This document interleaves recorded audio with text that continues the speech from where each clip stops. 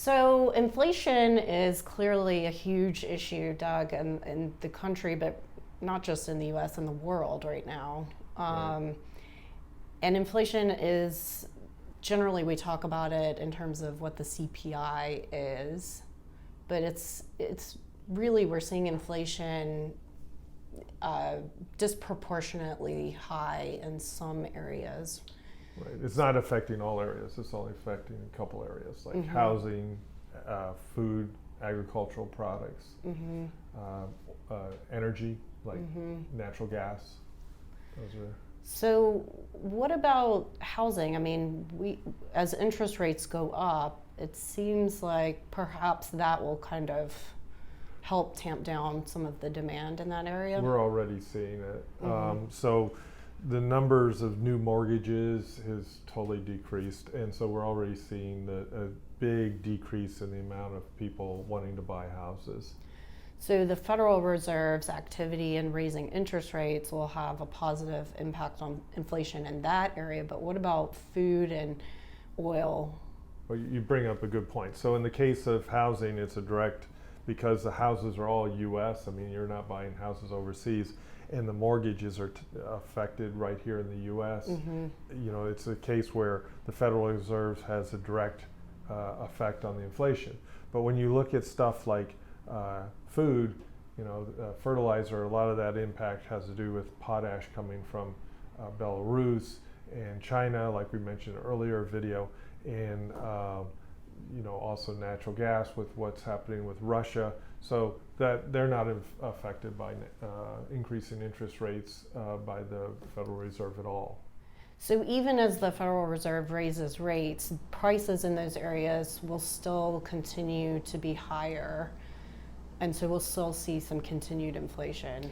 That's what we're projecting, that we'll see inflation in the food area most definitely.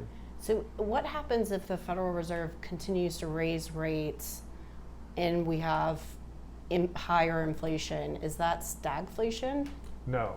You bring up, that's a very good question. So to have stagflation, you need high unemployment and high inflation. What we have right now is high inflation but very low unemployment. So that means we won't have stagflation, even though that's popular in the press right now. It's not correct. Right, we have record low unemployment right now. So in fact, a labor shortage. One of the biggest problems to our inflation is the labor shortage. We don't have enough workers. Therefore, what workers we pay, we have to pay more, and wages are going up, which is good to offset inflation, but that fuels even more inflation. Right. So it's a vicious spiral in the increase. It really is. Like you get stuck in this pattern, it seems, and it's really hard to break out of it.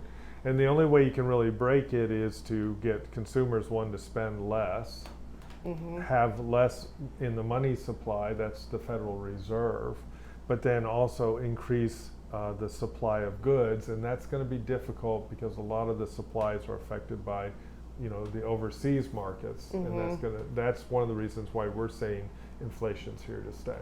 I know. I mean, I think about areas like gas and food. I mean, I can't stop buying gas and I can't stop buying food. My family needs to eat. So. And the other one we talked about was electricity. That we see electricity prices going up because 80% of all the electricity is produced by natural gas. It's all interconnected. It's all interconnected. So we should talk about where should you be investing in this period, and you could give a little light on the type of stocks we should be buying.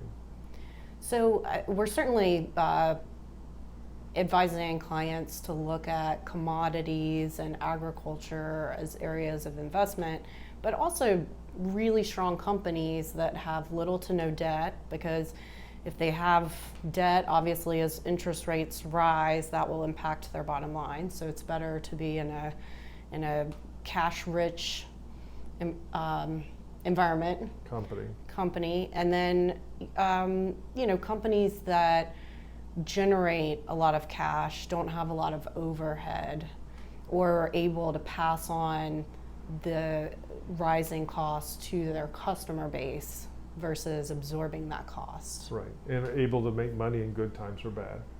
Is there an example of, I mean, I guess tech companies which have seen really borne the brunt of some of this poor performance in 2022, nevertheless are able to keep their, because they are virtual companies with subscription-based models where like our CRM, our customer relationship management software, will continue to pay for that even if there was something like a recession, because we have to use that for business. So they have a little bit of insulation. Another example would be healthcare. Mm-hmm.